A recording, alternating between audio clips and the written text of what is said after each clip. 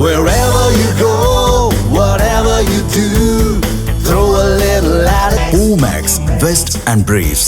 VIT Engineering Entrance Examination 2026. Applications live now. Visit vit.vit.ac.in. சனாதன அரசியல்வாதிகள் மதுரையை இன்றைக்கு குறிவைத்திருக்கிறார்கள். தேர்தல் நேரத்தில் தான் தேர்தலை பற்றி பேசுகிறோம். 2 சீட்டா 4 சீட்டா அது பிரச்சனை இல்லை. 2 சீட்டை 8 சீட் ஆகினாலும் 8 சீட்டை 10 சீட் ஆகினாலும் நான் ஒன்றும் முதலமைச்சர் நாற்காலியில் போய் உட்கார போறதில்லை. 10 சீட்டு கூடுதலாக வாங்கி விடுவதனால் எந்த பெரிய புரட்சிகர மாற்றத்தை ஏற்படுத்தி விடப் போவதில்லை.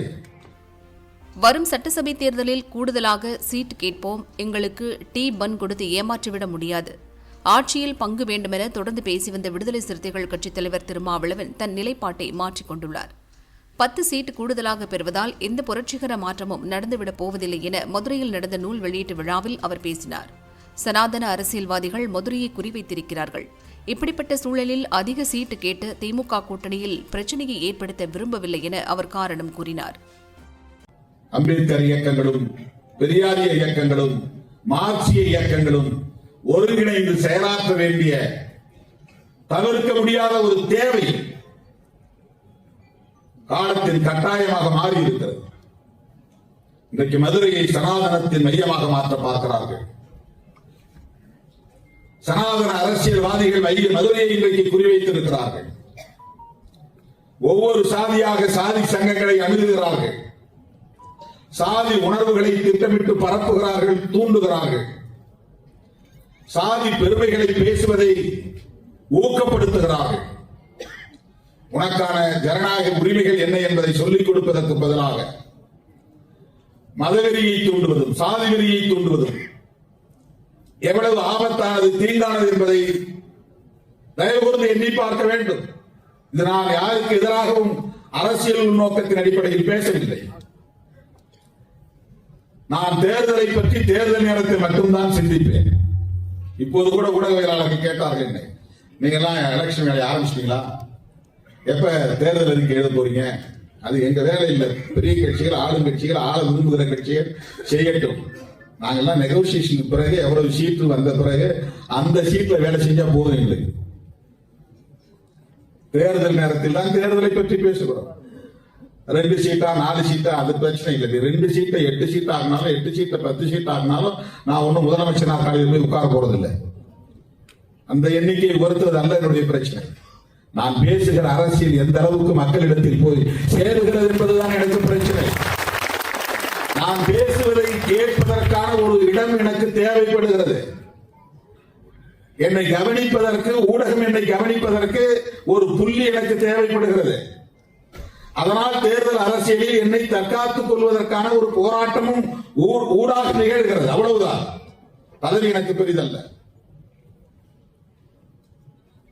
10 சீட்டு கூடுதலாக வாங்கி விடுவதனால் எந்த பெரிய புரட்சிகர மாற்றத்தை ஏற்படுத்தி விடப் போவதில்லை. அதுதான் எனக்கு பெரிதென்றால் கூடுதலாக தருகிற இடத்திற்கு என்னால் போய்விட முடியுமே.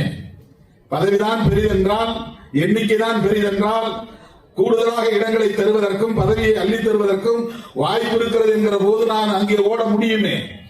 இவ்வளவு விமர்சனங்களையும் தாண்டி திராவிட முன்னேற்ற கழகத்தின் தலைமையிலான கூட்டணியில் திருமாவளவன் நீடிப்பதற்கு காரணம் பதவி ஆசை இல்லை என்பதுதான், பொருள் ஆசை இல்லை என்பதுதான்.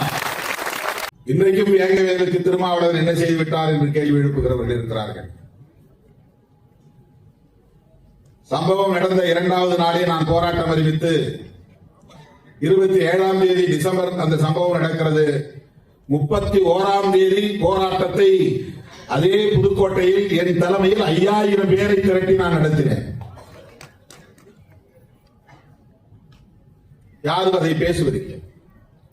அதிலும் மனநிறைவு ஏற்படாமல் மறுபடியும் தமிழ்நாடு முழுவதும் அனைத்து மாவட்ட தலைநகரங்களிலும் நாம் சென்னையில் பங்கேற்கிற வகையிலே எல்லா மாவட்ட தலைநகரங்களிலும் வேங்கவேல் பிரச்சனைக்காக போராட்டம் நடத்தி இருக்கிறோம்.